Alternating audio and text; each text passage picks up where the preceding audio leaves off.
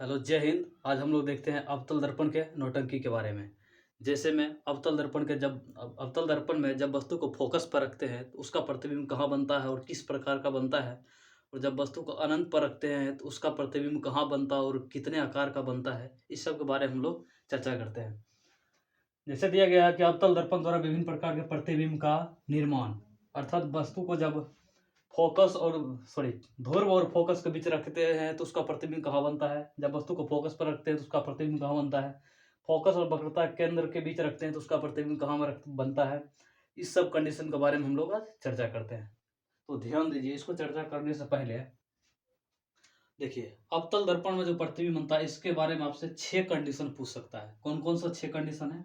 जब वस्तु को ध्रुव और फोकस के बीच रखेगा, और जब वस्तु को फोकस पर रखेगा, जब वस्तु को फोकस और वक्रता केंद्र के बीच रखेगा, जब वस्तु को वक्रता केंद्र पर रखेगा, जब वस्तु को अनंत और वक्रता केंद्र के बीच रखेगा, और जब वस्तु को अनंत पर रखेगा तो उसका प्रतिबिंब कैसे बनता है। तो इसको समझने के लिए सबसे पहले हम लोग एक अवतल दर्पण बनाते हैं। ठीक है, अवतल दर्पण का ये ध्रुव होता है, एक फोकस होता है और क्या वक्रता केंद्र होता है, और इसको अनंत बोलते हैं। अब ध्यान दीजिए, इसको समझने के लिए सबसे पहले हम फोकस की जगह पर 1 लिखते हैं, जो कि यहाँ पर लिख दिए। अब ध्यान दीजिए, फोकस और वक्रता केंद्र के बीच गैप है, यहाँ पर हम लोग 2 लिख देते हैं। अब वक्रता केंद्र है, इसके जगह पर 3 लिख देते हैं। अब अनंत और वक्रता केंद्र इसके बीच में हम लोग 4 लिख देते हैं, और जो अनंत है इसके जगह पर 5 लिख देते हैं। ठीक है, ठीक उसी प्रकार लिख दिए हैं। अब इस 6 के बारे में भी नहीं देखना, इसको 6 को भूल जाना। 1 2 3 4 5 ठीक उसी प्रकार हम लिख दिए। अब ध्यान दीजिए, यहाँ अनंत है तब उल्टा हम लोग शुरुआत करेंगे। जैसे 1 से 5 तक आ गया, तो अब 1 से 5 तक जाएंगे हम लोग। जैसे 1 लिख दिया, उसके बाद क्या लिखना पड़ेगा, 2 लिखना पड़ेगा। अब वक्रता के अंदर पर क्या लिखना पड़ेगा, 3, और यहाँ पर 4 5। ठीक है, एक बार 1 से शुरू कर दिया, अब 1 से नीचे 1 से बढ़ा दिए, अब फिर 1 से क्या कर दिए, बढ़ा दिए ऊपर से। अब ध्यान दीजिए, एक कंडीशन और आता है जिसको हम 6 मान लेते हैं। 6 मान लिए यहाँ पे, और इसका जो प्रतिबिंब है इधर बना दिए, जो कि यहाँ आप लोग को दिखाई दे रहा होगा। चलिए, ये कंडीशन हम लोग यहाँ बना दिए। अब इसको हम लोग मिटा देते हैं। देखिए,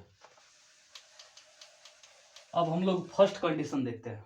6 वाला को भूल जाना, अभी 1 से शुरुआत करते हैं हम लोग। ध्यान दीजिए, फर्स्ट क्वेश्चन है इसका, फर्स्ट नियम इसका, जब वस्तु को ध्रुव और फोकस के बीच रखेंगे, अर्थात फोकस ये हो गया, ध्रुव ये हो गया, इसके बीच में जब वस्तु को रखेंगे तो इसका प्रतिबिंब कहाँ बनेगा। ध्यान दीजिए, वही यहाँ दिया गया है, जब वस्तु को फोकस और ध्रुव के बीच रखा जाता है उसका प्रतिबिंब की स्थिति जो होता है दर्पण के पीछे बनता है।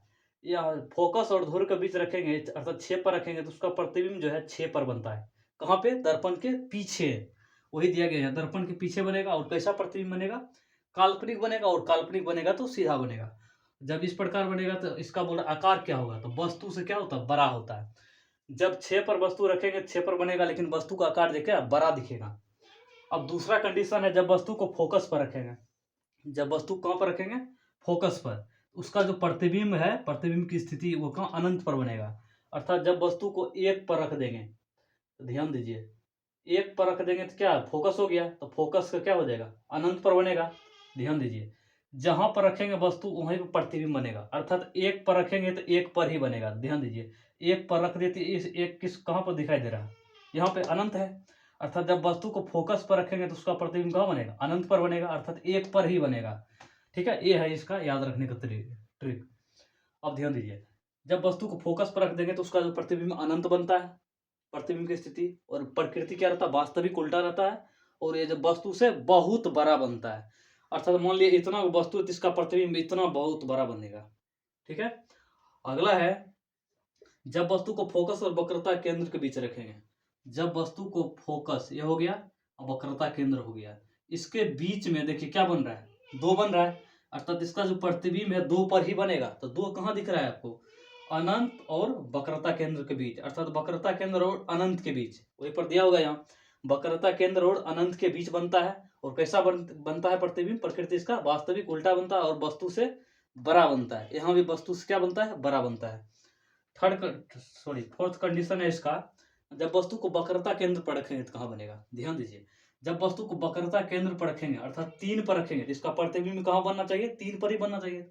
ऊपर से 3 कहाँ पे है, सेमे है, यही पर रह गया इसी को बोलते हैं जब वक्रता केंद्र पर रखेंगे वस्तु को तो वक्रता केंद्र पर ही बनता है। ध्यान दीजिए, जब 3 पर रखे तो 3 पर बना। इसी को बोलते हैं जब वस्तु को वक्रता केंद्र पर रखेंगे तो प्रतिबिंब भी कहाँ बनेगा, वक्रता केंद्र पर ही बनेगा। और कैसा प्रतिबिंब बनेगा, वास्तविक वास्तविक और उल्टा बनेगा और वस्तु के बराबर होगा। जब वस्तु को वक्रता केंद्र पर रखते हैं तो उसका वस्तु का जो आकार है, जितना वो वस्तु रखेंगे उतना ही आकार का वहां पर प्रतिबिंब भी इसका बनता है। अगला कंडीशन है इसका, जब वस्तु को वक्रता केंद्र और अनंत के बीच रखते हैं। जब वस्तु को वक्रता केंद्र ये हो गया और अनंत, इसके बीच में जब वस्तु को रखेंगे तो कहाँ पर प्रतिबिंब बनना चाहिए, 4 पे।